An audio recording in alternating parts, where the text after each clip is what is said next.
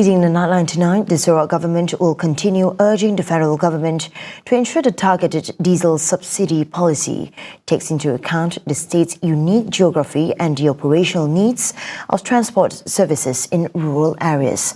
Transport Minister Dato Sri Lee Kim Shin says conditions in Sarawak differ from those in other states, as many four-wheel drive vehicles are used commercially to transport goods and supplies to remote communities. Because of the geographical difference here, because of the presence of some road conditions in the rural areas, you don't expect that you can use an ordinary pickup or lorry to go to barrio, or to some of the rural areas. And also, some of them also using this to transport oil pump. The small holders, so all these are, it's very different. The situation here is different, so that's why we this sort of feedback and so on. So I think we'll the relevant ministry agency will also can provide all this feedback also. All feedback gathered during the session will be submitted to the relevant ministries and agencies to help ensure policies are implemented in a way that reflects Sarawak's on-the-ground realities. Lee adds that although the targeted diesel subsidy is a federal government policy, the Sarawak government will continue to act as a bridge in conveying the needs and concerns of the people and the state's transport industry.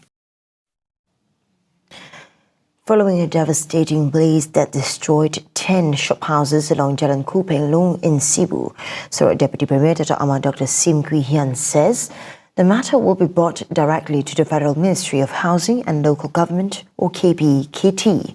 Noting that the fire department falls under the federal jurisdiction, Dr. Sim emphasises that recommendations from the Fire and Rescue Department, or JBPM, are critical to bring to Putrajaya's attention. Yeah. So in a report, internal memo to me, then when I go to KL, because we have meetings in KL with the KPKT, and then we bring out. Sure. We will include all the the details. So that I can help, because unfortunately the fire department is under federal, but we will help. I mean, it's not point to point finger, point here, point there. If we point even after 10 years, still nothing happened, okay? We just want to get things done, okay? He was briefed earlier by Sibu Zone 4 Fire Chief Andy Ali on the challenges firefighters face on the ground, particularly the aged building designs featuring wooden floors, ceilings, and internal structures. He stressed that an official JBPM report is necessary to allow insurance companies to process claims, while building structures must be declared safe before recovery work begins. In this regard, the state government will facilitate restoration efforts while authorities and insurers finalize procedures.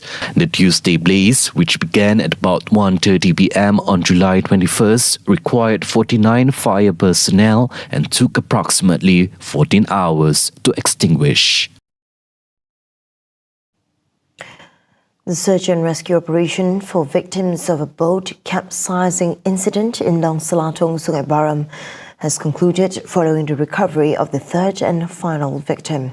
Sarawak Fire and Rescue Department officials confirmed that the body of 45-year-old Jonathan Nurang Lusut was found at approximately 9:50 a.m. at Juramasan, about 500 meters from where the child victim was previously located. The recovery marks the end of the operation to locate all three victims reported missing in the tragedy. The first two victims, 38-year-old Joshua Ukan Matthew and his 4-year-old son, Jovian Jangin Joshua, were recovered earlier on July 22nd.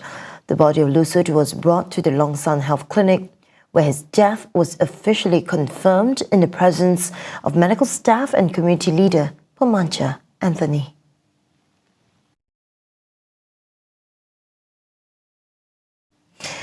And now on to the next development. AirBorneo made history after launching its first international flight from Kuching to Singapore via Terminal 4 of Changi Airport in conjunction with the Sarawak Day yesterday. The launching of the route marks an important milestone in AirBorneo's international expansion, while also bolstering Sarawak's air connectivity to the wider Asian region. The flight to Singapore, MY363, took off from Kuching International Airport at 6:50 p.m. on July 22nd, arriving safely at 8:04 p.m., 21 minutes ahead of schedule. The return flight MY364 departed Singapore at 9:27 p.m. before landing in Kuching at 10:36 p.m. AirBorneo Chairman Dato' Amar Muhammad Abu Bakar Marzuki says Singapore was chosen as AirBorneo's first international destination for its role as a key regional aviation hub, creating greater opportunities for tourism, trade, investment, and people-to-people connections. Meanwhile, AirBorneo CEO Mekat Ardian Aminuddin says the launch of the Kuching-Singapore route marks the beginning of a new phase of growth for the airline. According to him, Singapore was the natural choice for AirBorneo's first international destination, citing its strong economic and business ties with Sarawak, as well as its extensive global air connectivity. AirBorneo will operate daily flights between Kuching and Singapore, with tickets now available through its official website and mobile app. The new route is expected to boost tourism, trade, and investment while strengthening Sarawak's connectivity to one of Asia's leading aviation hubs. Yesterday, Sarawak Premier Datuk Peri Tan Sri Abang Johari Junupeng announced that PETROS has achieved its first oil production of 800 barrels per day, a historic milestone in Sarawak's bid to manage its own oil and gas resources. The Premier's Political Secretary, Datuk Fazruddin Abdul Rahman, says this achievement proves that Sarawak now has the capability and capacity to directly extract its own reserves. According to him, this breakthrough will soon create jobs for local youth, generate contracts for domestic businesses, and build vital in-house expertise.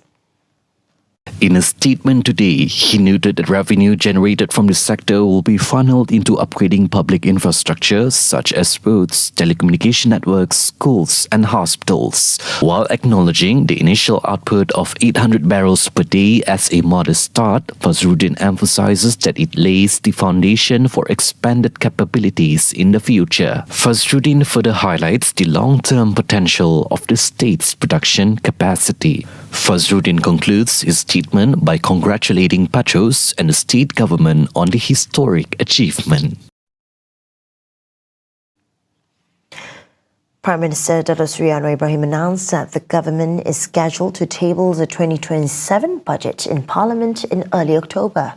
His global geopolitical tensions and energy market pressures, while remaining committed to the core principles of the Malaysia Madani Framework.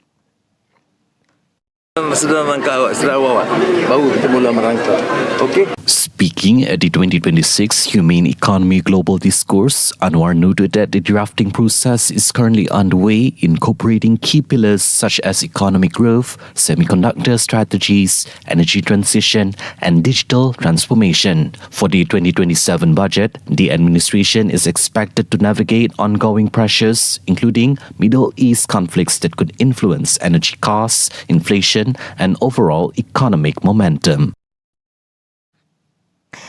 The federal government will be revising the payout for Sumbangan Asas Rahmah or SARA soon as part of efforts to help Malaysians cope with the rising cost of living. Prime Minister Dato' Sri Anwar Ibrahim says the decision follows public feedback and concerns despite the wide range of assistance already provided by the government. Saya umum minggu lalu, insya-Allah dalam beberapa masa ini terdekat kita akan naikkan lagi SARA untuk rakyat semua. Dan kita gabung dengan Negeri Sembilan. Earlier, the Prime Minister revealed the Madani government would continue exploring higher cash assistance for Malaysians, including Sumbangan Tunai Rahmah, STR and SARA, if the country's economic conditions allow. He says the matter has been discussed with Treasury Secretary General Tan Sri Johan Mahmud Merkan and will be considered as part of the 2027 budget.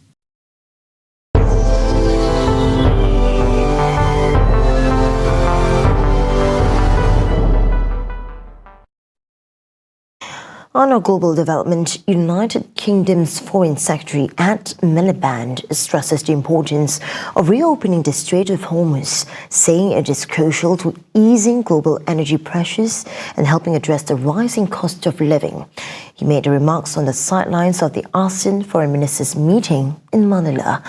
Miliband also reaffirmed the UK's support for Ukraine against what he described as Russian aggression, while calling for greater international efforts to ease the humanitarian suffering of civilians in Gaza.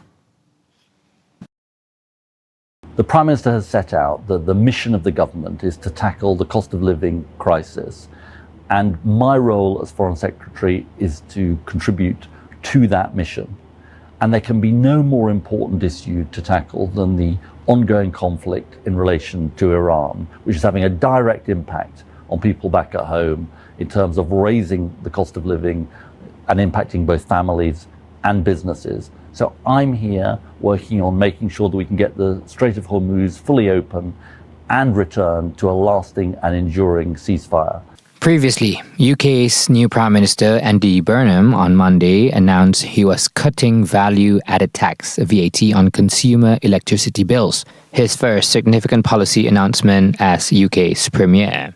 But it received backlash from Keir Starmer's loyalists, one of several to be called from ministerial positions by Burnham, who questioned how the Labour government would fund the cut, suggesting the new Premier's call for party unity may go unheeded.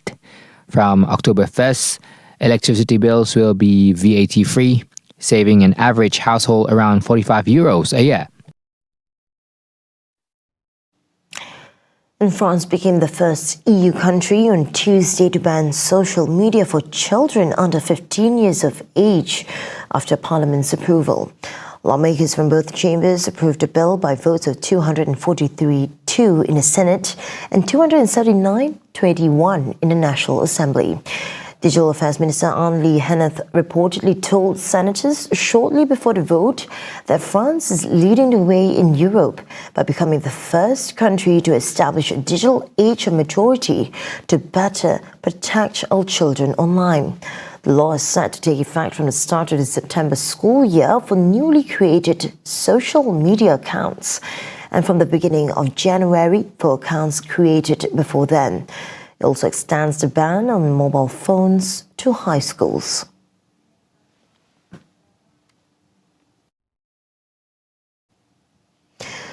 A recent study estimated that about 1.4 million people in Gaza will face high levels of acute food insecurity through December 2026, despite improvements driven by humanitarian aid.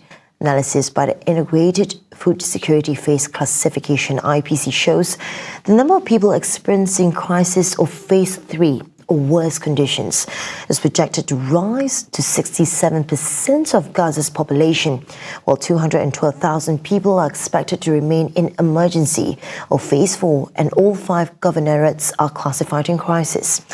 Fortunately, expanded humanitarian assistance following the October 2025 ceasefire helped improve food security and nutrition, with food aid reaching about 1.49 million people in May.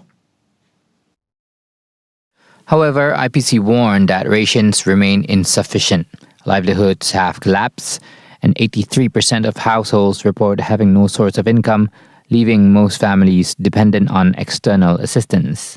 The IPC cautioned that recent gains remain highly fragile, as humanitarian assistance has declined since February because of funding constraints and uncertainty surrounding the operations of international aid organizations.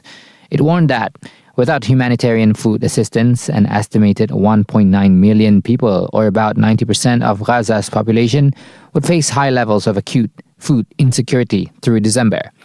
The analysis also projected that 74,200 children under 5 would require treatment for acute malnutrition by April 2027, including 11,432 severe cases. Meanwhile, 24,600 pregnant and breastfeeding women will need urgent nutritional support. The IPC calls for sustained humanitarian access, expanded nutrition programs, and a permanent cessation of hostilities to prevent a reversal of recent improvements. I'm Shosh Mato. Thank you for watching and have a good night.